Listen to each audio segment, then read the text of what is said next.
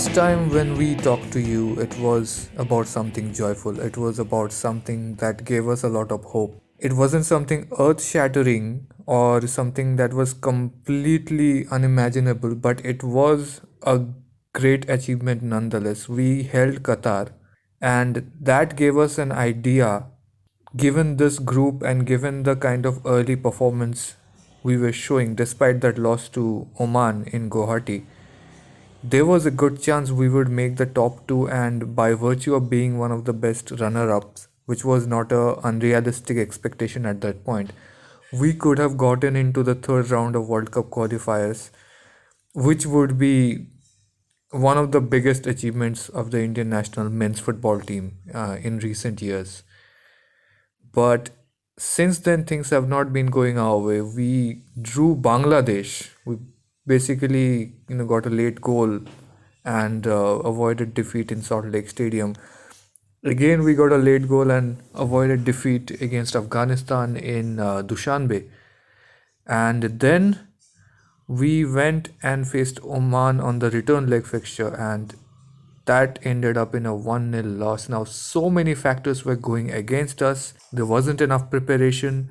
We lost Sandesh Jingan, obviously, which was a big blow to our defense. Anasida Thodika's mother tragically passed away right before the Afghanistan game, which threw off whatever defensive formation Igor Stimac had in mind. As a result, we underperformed. We did not have a full baked team, and we did not get the results that we were looking for.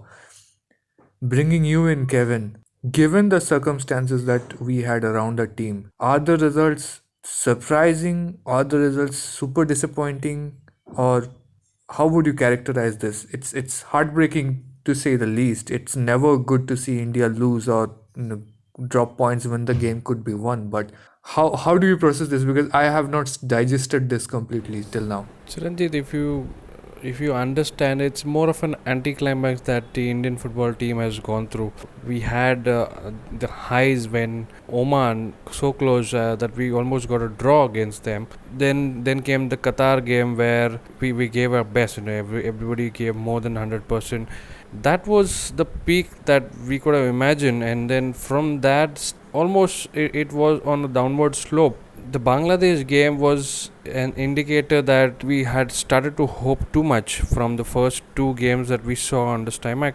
I would say it's owing to a lot of factors that the results are not going our way. Yes, it's frustrating. It is disappointing to look at how there's a transition of change of play that we've seen under Constantine, moving from a more defensive to trying to keep the ball and then moving up during counter attacks. Our expectation is always that whenever there is a change, you will start to see the effect immediately. And I think the first two games that we saw in the qualifiers was an indicator that we can put our hopes very high. But I think it was more of an illusion at that time, and now we see the reality that probably it's more waiting time for us rather than jumping to conclusions and seeing a change of playing style immediately. Probably we are not in the best of conditions to pick the best players that we have in India. The ones who made it through the camp, the players have really not got into the groove of having to play in and out, and probably that is the reason that we've seen us falter so many times. But Chiranjit, it's never easy to digest difficult results. Probably Afghanistan and Bangladesh were the results that we were looking forward to, and that too with bigger margins. But it's difficult to play a team which was wanting to apply the same strategy that we applied against a stronger team. And Bangladesh game was difficult because there was no way that we could play a free flowing game, because they were just sitting back and trying to frustrate India, and that led to the game being looked at as if we've lost the sense of playing. But coming back to where we are after 5 matches, I think we are quite away from seeing India perform at the highest level. And what we should be looking at is what changes have we seen from the time we've seen a new coach being brought in. which is right because that's the difficult part of processing all this because Igor Stimac ultimately is still just a few months into his tenure, and it's impossible for him to just pick up everything within the first couple of months and get the whole setup in order, know his players the best, understand the player pool available to him properly. One of the parallels that are being drawn here is that when Stephen Constantine was here, his first year also did not go very well. The World Cup qualifiers for India last time were also a string of losses basically. We just won one game against Guam in Bengaluru. Other than that, it was all losses. And compared to that, this is a much better showing. But again, the other point that comes across on that same line of thought is that following that disastrous World Cup qualifiers campaign, Constantine did improve the national team a lot. You know, we had an unbeaten year with him. So many new debuts were handed out, new players were tried out, but it just seems like suddenly there are not too many options for the national team. If you're looking at Sandesh Jingan, obviously he's proved himself to be essential, but he gets injured, which has happened twice so far. Uh, he's got a very bad luck. You remember he got injured during that practice match in Mumbai before the Intercontinental Cup and missed out. Again, he got injured during a practice match in Guwahati this time, and it's just that we don't seem to have a plan to replace him or come up with a defensive strategy that does not require him. Anas Edethodika misses the Afghanistan game because his mother passed away tragically, but it's still one player who's missing, and we have a squad of 25. At this point, is it fair to imagine that a coach should have contingency for each and every player? Because there's no guarantee with injuries, right? Anybody can get injured at any point and anybody can be unavailable for whatever reasons.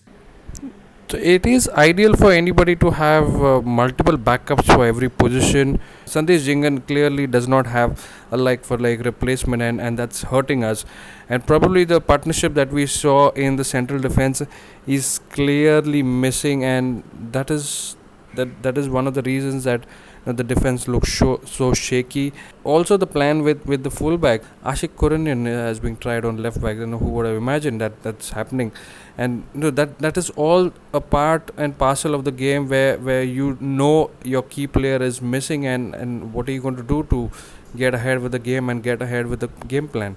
World Cup qualifiers is where everybody is expected to do more than what they are capable of. Somewhere I feel our players who are playing in these positions are not very comfortable. Probably that's not their natural position.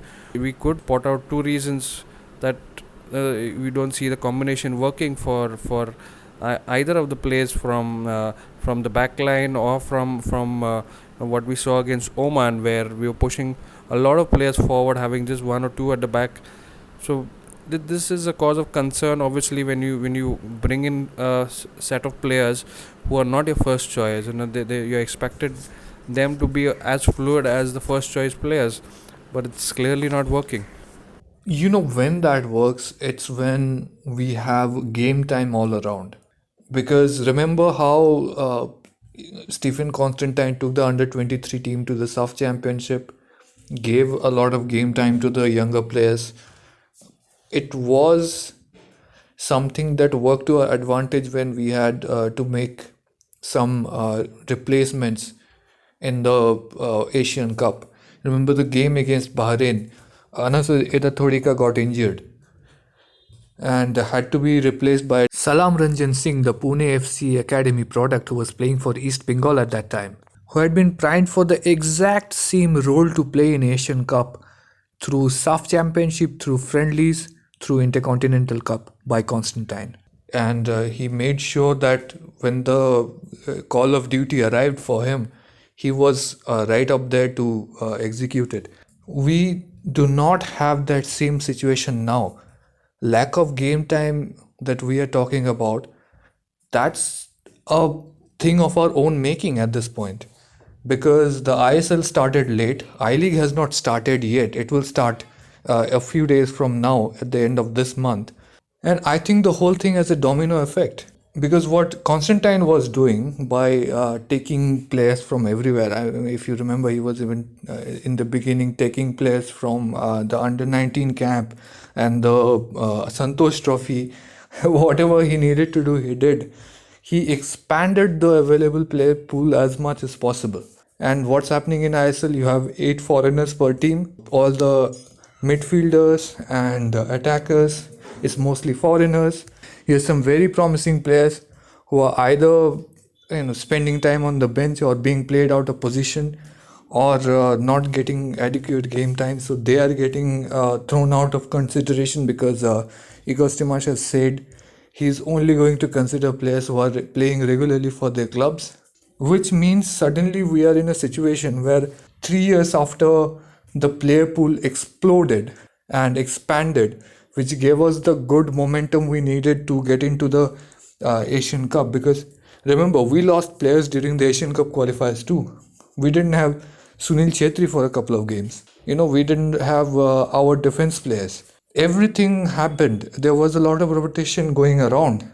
But India never looked out of depth just because they were losing 2 or 3 players. There were always somebody else who was stepping up and fulfilling their duty. This time, it seems, if you lose a couple of key players, suddenly we are without options. We are either playing players out of position to make up for it, or different sides of our game, different aspects of our game are completely blunted.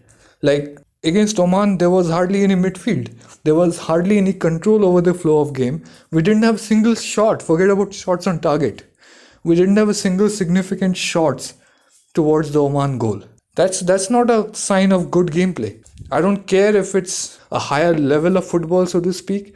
If it's not effective against a strong opponent, then what's the point? We hardly had any. No, we were talking about the goal that happened shouldn't have stood, the offside. I don't think we should be complaining enough where we also conceded a penalty and that wasn't converted. So that just leads to the belief that that was a couple of chances that probably, if you take it out, the score would have been 0-0. It wasn't the case. We didn't even have a proper string of 5 passes going together. We never had, our players were not looking at the spatial awareness that should have been possibly, where we could have exploited Oman. But we never looked threatening. We never even looked in control of the game, let alone for the first half. I think in the second half, when we did begin, we gave again some hopes that this could be a change of mentality coming in stronger in the second half. But it just fizzled out as soon as the second half began.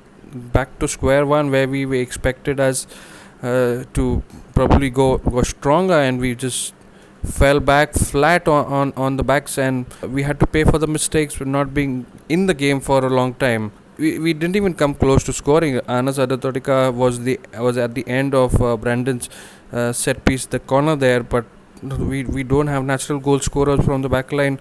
And again, we would be missing Sandesh Jingan there.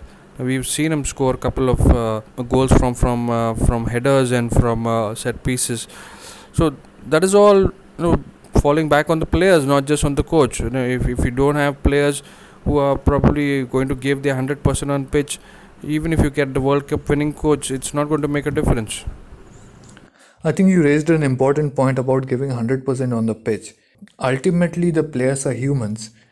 They need to be given certain conditions if they are going to give their 100%, or 120%, as we say in important games like this. So let me just spell out a timeline for you of how the planning went into these two particular games, because these things mirror something that happened a few years ago. Last World Cup qualifiers, the World Cup qualifiers for 2018, which were happening in 2015, we had a similar situation where we had back-to-back away games. There was a spell of away games. There always is a spell like this, and this is what makes or breaks your second round campaign in the World Cup qualifiers. Stephen Constantine had an issue going on with the ISL at that time. This is 2015, back when they did not have international breaks. He wanted the players to be available for a preparatory camp, but he ran into troubles with some ISL coaches, I think. So ultimately, the teams did the bare minimum and released 3-4 days before the FIFA window started, which is which is the minimum requirement specified by FIFA. So that's what they did, and India went. There was some issues while traveling, and India reached their destination about a couple of days before the match started. They had 1 or 2 sessions together, and they got into the game. They lost. Then they moved to the next game, and they lost again. It was again visibly clear that the players were not able to give their 100%. They were tired. Fast forward to 2019. There was some meeting between AIFF and FSDL. It was about planning for the national team's schedule, and this was happening before the ISL fixtures came out, which was a couple of months ago now. So back then, Igor Stimac apparently said, we don't need a friendly ahead of these two matches against Afghanistan and Oman. But that was before we knew that the match was moved to Tajikistan, which happened later, when Bangladesh raised an concern about playing in Afghanistan. Everybody did a meeting with AFC, with Afghanistan Football Federation. They decided that, okay, we're gonna play in Tajikistan. This is after everything has been decided, and ISL has more or less decided on the fixture, and the schedule for the national team has been set.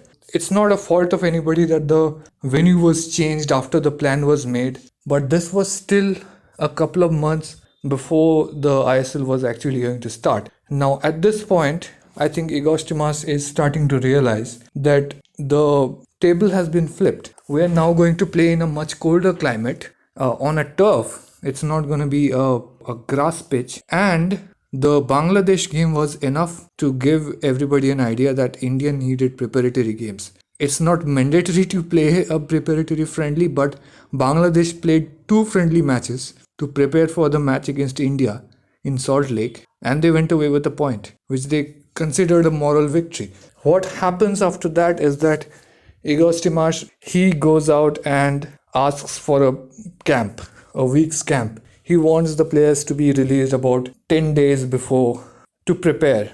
At this point, we also know that Sandesh Jingan is not available because he got injured in that practice match. But he meets resistance from FSDL and ISL people. Somebody puts out a story, somebody speaks anonymously to a news outlet, and the whole thing goes out as kind of a dissing of the national team coach. Somebody calls him unprofessional.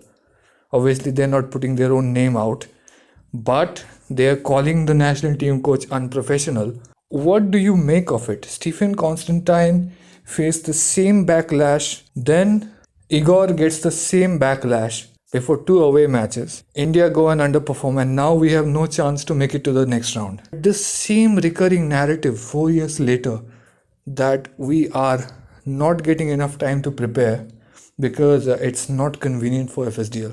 Is this playing into this, or am I reading too much into it? It's difficult to fight the system, and it's more difficult when you don't have the results and performances going your way, and that's probably the issue that Stimac is facing right now. Just consider a situation where the Bangladesh game would have been an easy win for India, probably a 3-1 or 3-0. That To be frank, Kevin, I thought that too, because we played our second team against Thailand away from home and we got a win. We played well against Curaçao at least for one half. Yeah, I mean before the Oman game, I would have said we are gonna beat Bangladesh very easily. you have yourselves a trouble there, because if you're asking something and you don't have much to show for, you will always be pushed back. And in the case of the ISL fixtures being put out much earlier, it was never going to be a case where the camp would have been agreed to as per the demands of the national team coach. And we know how it works. So when you don't have the odds in your favor, the performances to show for. Chiranjit, I think we've seen this too much. If we do have a national team calendar in place, I think probably it's time that we will see it probably from next year or so, where the national team is given much more importance, and that again starts with the league being broader, being longer. It's all a cycle. If you don't complete it, you're never going to end up with the best of players for the national team. Again, we will be facing shortage of players, shortage of absentees, replacement, and the problem continues. I think it's more than just having a situation, because even if you have some ISL games or I League games or whatever it is, some matches are going on. National team coach says, hey, we need a little bit more time to prepare for these very important games, which can be won if we get a bit of extra time to prepare, because we are missing some of our key players. There is a way where you can just say, okay, let's just release the national team players a few days earlier than we are required to. It's an act of charity towards the national team. It's putting the national team first. But anyway, there was no act of charity towards the national team from FSDL, and that's not even the biggest problem. The biggest problem was that somebody was leaking to the media to slander the coach, calling him unprofessional for changing his earlier stance, which was based on entirely different circumstances. But yeah, this is what we are down to, and it just seems to me, and it's very sad, that history seems like a 20-song playlist for the Indian football team. If you keep it running long enough, the same songs repeat themselves, because we are seeing the same things happen again and again. We held UAE a few years ago, I think almost 7-8 years ago, and everybody thought, okay, now we are onto something, we are gonna get something. That did not happen. Same thing, same kind of euphoria happened after we held Qatar, and that fizzled out very quickly. I remember as far back as 1993, probably one of my first memories of the Indian national team was when we drew Finland. Do you remember this, Kevin? 1993 Nehru Cup in Chennai. Okay, India was playing Finland. They didn't obviously send their best 11, but India held Finland to a 0-0 draw, and I remember it being a big deal, because how many times do we hold a European team to a draw? And everybody thought, okay, now we're on to something, we are going to do something big. And in the next few games, we lost soundly. Then Finland also beat us 2-0, and that fizzled out. It seems like the same narrative has been happening for like 25, 26 years now. We get one good result, we get all hyped, and then everything just comes crashing down. Do you see this cycle breaking anytime soon? We send our hopes too high with one positive result, without understanding that has to be consistent in the way we play, not the way we get results. And that is one of the biggest challenges that Indian football is facing. We are not at par with the expectations and the performances. The expectations will always be there, but if you don't give in your consistent style of play, I think that is what Stimac is probably adamant on. We are into a new style of play, but then again, we have those traits from the earlier style of play where we switch to the long balls. We completely bypass the midfield. It's difficult to adjust because there's a lot of things at stake. You want to get closer to being in a stable second position, hoping to get close to the qualifiers, and then you see the fouls being given out by our centre backs. So that's all leading into should we stay on, continue playing the style that our coach wants us to do, or is the frustration getting to us? And that was very obvious in the game against Oman, because the number of cards and the number of fouls that India were committing, I think that just leads to the confidence of the opponents, creating more and more from opportunities from the set pieces. Probably that is where we are still lacking at the composure, the temperament that is required to continue playing. That consistent style of play is missing from the Indian team. Of course, now one of the big philosophical debates that are happening around the national team is that should we support what Stimac is doing now? It's a bit of a conundrum because, of course, as you said, we are trying to improve our position, our passing. Yet, what we were seeing in the last couple of games, we gave away the ball too easily. Or we're saying that we're not going to go for long balls and we're gonna use the midfield more. But most of the times, India moved forward was from long balls and from the wings. So it's not like we were using our midfield too well. It looks like India is trying to build towards something. Some people are in favor of giving Stimash more time, which I agree with. Still too early, he's still not getting the optimal conditions to implement what he's trying to do. But of course, there are others who are saying the national team had much better spirit, fighting spirit under Constantine, and well, if we are going to try to play passing game, but still the opponents that matter are going to outrun us, outpace us, outpower us, and it's not going to give us wins or points, then what's the point? We can't drive a Ferrari through a village road made of mud. So where do you stand on this? This is something that is not easy to frame out as a solution or an answer. I think what we can do is probably not have our hopes too high. Step by step, we will see it materializing for the national team. Support is all what is required for the national team, and being patient with that support is truly important to probably have some good moments in the coming future. Yeah, maybe we should just wait for the Asian Cup qualifiers to begin. Now the national team has a break, no match before March, and hopefully they get a friendly before that game at least, and some kind of a camp. And we see some new faces getting chances. We will hopefully see JJ back. How much are you missing JJ, by the way? Yeah. Shit. So I think I'm still missing the team that probably played for so long in that a good year that we had. JJ, Lindo, and Jackie Chan.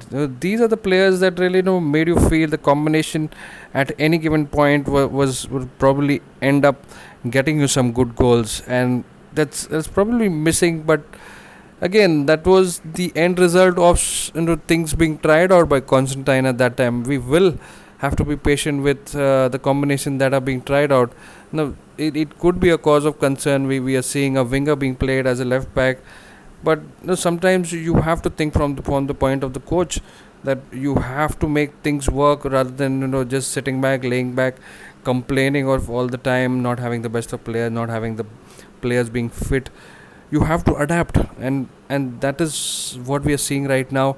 And soon we will see that dominating midfield, that clinical finish, and that strong rock at the back that we've been missing for a long time. It surely is on the way. Should give it more time and support that the coach is asking for. Yeah, definitely. I'm having a nostalgia attack right now. Everybody is just saying as if we didn't have a midfield or something. But JJ, Sunil, and Eugenson, these three together, the kind of rotating triangle that they formed, always changing positions, always guessing where they would need to be to communicate and receive from each other. That was magic. That was some of the best I have seen in the last 10 years. It was great, and it was potent. It gave us goals like the one against Kyrgyzstan. And it wasn't easy for us to get into the Asian Cup. We needed to get points from Kyrgyzstan and Myanmar, which were definitely some of the toughest outings that we've had. And Gurpreet was superhuman, played some of the best games of his career. And when things were going towards a draw, it was JJ, Sunil who delivered, aided by some very good midfielders who had some superb attacking instincts and passing accuracy. We got those goals and we made it into the Asian Cup. We still need to see that effectiveness from the midfield that we have now, especially since we are adopting a gameplay where they are even more prominent than they were back then. So, yeah, let's hope everything works out, everybody steps up to the plate, and it wouldn't be bad Once we have both ISL and I League happening, and next time obviously the team will assemble will be in March, and everybody would be 10-12 matches into the season, and maybe Stima should also look at the I League players, some of the players that will be from Arrows or Neroka, Real Kashmir even. There are players who can give us great performances in the international level who are in I League right now. Yeah, definitely. I think bigger the pool, always bigger the choices that you would be having. Probably look at the small footsteps that we are taking, the second balls that the coach has been talking about. We are not getting there, but I think that is one of the points that looking closely at will help us monitor, are we progressing enough, looking at the number of crosses that are coming in, looking at the number of short passes, the number of creative midfield options that are created by Brandon and probably somebody else. We are still looking at that missing piece in the midfield, and these are indicators that will help us to see if we are really on the right path, and probably give it time and continue support the Indian football. I think the change soon will be along our way. Yeah, maybe we need to manage our expectations properly according to the situation. Maybe we need less Charles Dickens and more Larry David. Thank you for listening to us. We will be coming out with a quick episode a few days later. We'll try to preview the I League and everything that's going on in ISL, and also give you a little bit more details on what happened recently with the Indian football pyramid being flipped. ISL is now the top division. I League has now been designated as the Knockout Cup, which is very hilarious if you ask me. So we'll get into all that, talk about how ATK, Bengaluru FC, Kerala Blasters, everybody has been doing, and how the I League is going to play out with new telecast partners, D Sport. Everything is looking exciting in the domestic front. Even Minerva Punjab owner Ranjit Bajaj coming out and praising FSDL for fixing I League, at least for now. So we'll get you all the details and the takes. Until then, if you want to stay updated on the nitty gritty of Indian football, you got to follow TFG Football on Twitter. You want to ask us any questions, have any criticism, or want to add something to what we discussed earlier, go to @Chiranjit Ojha for me and @Boza_Kevin for Kevin on Twitter. We will be back soon. Do join us again. Thanks again for listening.